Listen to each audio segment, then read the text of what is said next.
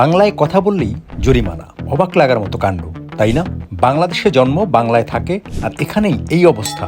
ঘটনার আড়ালের সফলতা কোথায়? আমাদের জরিমানা নেওয়া হয় যদি আমরা বাংলা কথা বলি, একটা হর্ডে 20 টাকা। হ্যাঁ, সবাই আমরা অনেকে রাত একটা অব্দি ইংলিশে গল্প করি। ঘটনা যাই হোক, এটি একটি বিশেষ সময়ের চিত্র। পরিবেশ পরিস্থিতি এখানে ঠিক এমনটাই আশা করে। তারা এই পরিস্থিতিকে অক্সিজেনের সাথে তুলনা করেন। একজন মানুষ অক্সিজেন ছাড়া যেমন বাঁচে না, তাদের বেলায় ঠিক তেমনটাই হয়েছে। তারা জানে ইংরেজি শেখাটা তাদের কাছে অক্সিজেন নেওয়ার মতোই ঘটনা, আর এভাবেই তারা নিজেদের এক ধাপ এগিয়ে নিতে অবিচল। মানে আমাদের চিন্তা ভাবনা হচ্ছে যে একটা মানুষ জিরো লেভেলে থাকুক, তাকে আমরা শেখাবো। এটা আমাদের মূল টার্গেট। আর যেই লেভেলে থাকুক না কেন, তাদেরকে আমরা শেখাবো। আমি আসলে এখন কাজ করছি হচ্ছে এটেন বাংলার সাথে একজন নিউজ প্রেজেন্টার হিসেবে। তো একজন নিউজ প্রেজেন্টার হিসেবে দেখা যায় আমাকে অনেক সময় ইংলিশে কাজ করতে হয়, দেখা যায় টক শো বা কারো ইন্টারভিউ নেওয়া। সেক্ষেত্রে আমার ইংলিশ কমিউনিকেশনটা অনেক বেশি হেল্প করে। আমি ক্লাস 10-এ পড়ি আর কি। একটা ইন্টারন্যাশনাল ভাষা, ইংলিশ দরকার অনেক, তাই আমি এখানে ইংলিশ শেখার জন্য আসছি। আর গ্রামে আমাদের এত ভালো করে শেখানো হয় না, সাধারণত অনলাইনে দেখছি। একদিন এসে ক্লাস করে দেখছিলাম যে আদনান স্যার আছে, আমাদের শেখানো ভালো লাগছে, তাই আমি এখানে আসছি। থাকার ব্যবস্থা অনেক ভালো, আমাদের এসি আছে, ফ্যান আছে, এখানে খাওয়ার ব্যবস্থা আছে, বাট কেউ যদি চায় তাহলে হোটেলে খেতে পারে। ইংলিশ শেখার কোচিং ঢাকা শহরে অনেক আছে, বাট আমার কাছে ইংলিশ রেমেডিটা একটু অন্যরকম লাগে, কারণ এখানে হোস্টেল ফ্যাসিলিটিস আছে। স্টুডেন্ট যারা ঢাকার বাইরে আছে, তারা যখন ঢাকাতে আসে, তাদের দেখা যায় যে থাকার ক্ষেত্রে বিভিন্ন ধরনের হ্যাসেল হয়। তো ইংলিশ রেমেডি এই জিনিসটা খুবই সুন্দর ব্যবস্থা করেছে যে তারা একটা হোস্টেল ব্যবস্থা চালু করেছে। ইংলিশ রেমেডিতে আমি যা দেখছি যে এখানকার মেন্টর যারা আছেন তারা অত্যন্ত ফ্রেন্ডলি এবং স্টুডেন্টের সাথে ফ্রিলি কথাবার্তা বলেন। তো এতে হয় কি, ভেতর থেকে কনফিডেন্সটা খুব ভালোভাবে গ্রো হয়। ইংলিশ মিডিয়ার উদ্দেশ্য ছিল একদম জিরো থেকে শুরু করা। হ্যাঁ, যারা ইংলিশে অনেক বেশি দুর্বল তাদেরকে একদম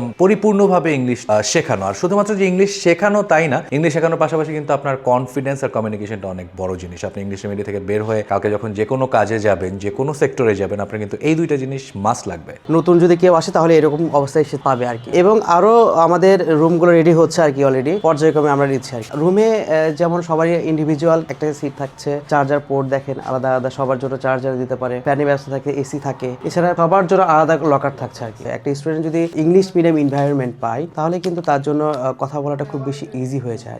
একটা রুমে যদি 8 জন স্টুডেন্ট থাকে, তারা কিন্তু ইংলিশেই কথা বলবে, যার কারণে ডেভেলপমেন্ট অনেক দ্রুত আসবে। 24 আওয়ার আমাদের টিচার সাপোর্ট থাকে, যারা সবসময় তাদেরকে মনিটর করে। অনেক সময় যে আমাদের যে সকাল থেকে ক্লাসগুলো শুরু হয়, এই জন্য কিন্তু স্টুডেন্টদেরকে কিন্তু উঠে ট্রাভেল করে আসতে হবে বা আদার্স ঝামেলা প্রবলেম হতে পারে আর কি। এই জন্য কিন্তু আমরা ক্লাসের পাশাপাশি আমাদের রুমগুলো রাখছি আর কি।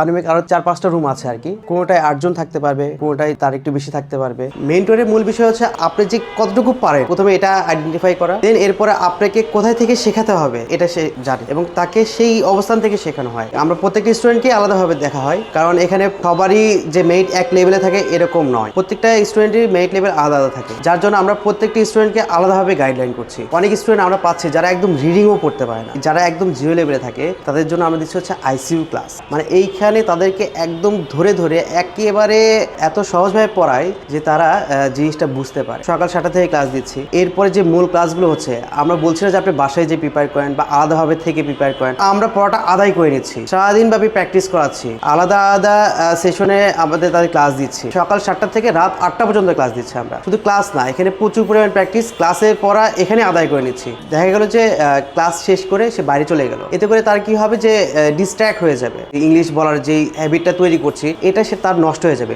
এখানে যে একটা স্টুডেন্ট আসে যে ক্লাস করবে বোরিং হয়ে যাবে এরকম নয়। সকালবেলা উঠে তাদেরকে আমরা শুরুতে করাই ওয়ার্ম আপ, এরপরে আমরা দিচ্ছি তাকে ব্রেক দিয়ে কিছুক্ষণ পরে দিচ্ছি হচ্ছে মেইন ক্লাস, এরপরে আমরা আবার তাদেরকে দিচ্ছি হচ্ছে ক্লাব, এরপরে আবার ব্রেক থাকছে, ব্রেকের পরে দিচ্ছি আমরা তাকে প্র্যাকটিস ক্লাস, এরপরে থাকে তাদের একটা এন্টারটেইনমেন্ট ক্লাস, ঠিক আছে, যেন সে এন্টারটেইনমেন্ট করতে পারে, এরপরে তার জন্য থাকে আবার লিসেনিং ক্লাস। এইভাবে পর্যায়ক্রমে আমরা ধীরে ধীরে তাকে শেখাচ্ছি। দেখা যায় অনেকেই গ্রাম থেকে আসে, তারা আসলে দেখবেন যে কথা বলার যে হ্যাবিটটা এটা খুব ভালোভাবে থাকে না। যেটা হয় কি, আমাদের ক্লাস করলে দেখা যায় যে 10 জন স্টুডেন্টের সামনে যখন সে প্রেজেন্টেশন দেয়, তখন সে বাইরে যে পাবলিক স্পিকিং করতে পারে। দেখেন, বাংলাদেশের অধিকাংশ স্টুডেন্টদেরই ইচ্ছা থাকে যে তারা দেশের বাইরে চলে যাবে, এরকম একটা প্ল্যান থাকে ইন্টারের পরে। ইংলিশ শেখার উদ্দেশ্যটা যে সবসময় বাইরে যাওয়া হবে এমন না, দেশে থেকে এবং দেশের ভালো একটা পজিশনে যাওয়ার ক্ষেত্রে ইংলিশটা খুবই হেল্পফুল এবং আমার মনে হয় সবারই এটা প্রতি কাজ করা উচিত, স্কিল ডেভেলপমেন্টটা করা উচিত। ঘুমাইতে যাইতেছিলাম, কিছু পড়া বাকি ছিল, এটা একটু রিভাইজ করে ঘুমাবো। আমাদের এখানে সকাল 6টা থেকে ক্লাস শুরু হয়ে যায়, সারাদিন ক্লাসের উপরেই চলতে হয় আমাদের। তাতে গেলে অলরেডি টায়ার্ড। আমি ইংলিশ দেখে বই পাইতাম, আমি অন্তত এতটুকু শিওর আমি ইংলিশে এখন পড়ার ইচ্ছা জাগে আমার জন্য। রিলস এর মধ্যে দেখলাম একটা ছোট বাচ্চার ইংলিশে কথা বলতেছে। হ্যাঁ, বাচ্চা মানুষ ইংলিশে কথা বলতে পারে, আমি কেন পারবো না, এরকম একটা ইচ্ছা জাগলো। বছরের লাস্টের দিক দিয়ে একটা ডিসকাউন্ট আছে, এই জন্য আমি এই জায়গায় ভর্তি হয়ে গেলাম। আর আমি এই জায়গার আবাসিকে থাকার একটা উদ্দেশ্য হলো ময়মনসিংহ থেকে তো আসা এই জায়গায় পড়াশোনা করা যাবে না, আবার দেখা গেছে যদি ম্যাথস নিয়ে পড়ি তাহলে তো আবাসিকের মতো এই সুবিধাটা হচ্ছে না, আমার তো সারাদিন ক্লাস দেবে না। আসলে এটা একটা আইসিইউ, কে কখন উঠবে, কে কখন খাবে, কে কখন পড়াশোনা করবে, এটা কিন্তু আমরা নির্ধারণ করে দিই আর কি। সবকিছু আমাদের নিয়মের মধ্যেই হতে হবে আর কি। আমাদের কোর্সগুলো 2 মাস অথবা 4 মাস। যদি কেউ শুধু বেসিকটা করতে চায় তাহলে তার 2 মাস হলে এনাফ, আর যদি কেউ বেসিক টু আইএস করতে চায় তাহলে তার জন্য 4 মাস হলে এনাফ। যদি কেউ আবাসিকে থাকতে না চায় তাহলে তার ডে কেয়ার ভাবে কোর্স করার সুবিধাও আছে আর কি। রমজান মাসের জন্য আলাদা স্পেশাল ডিসকাউন্ট থাকছে, তবে অবশ্যই আগে থেকে যোগাযোগ করতে হবে কারণ আসন সংখ্যা খুবই সীমিত।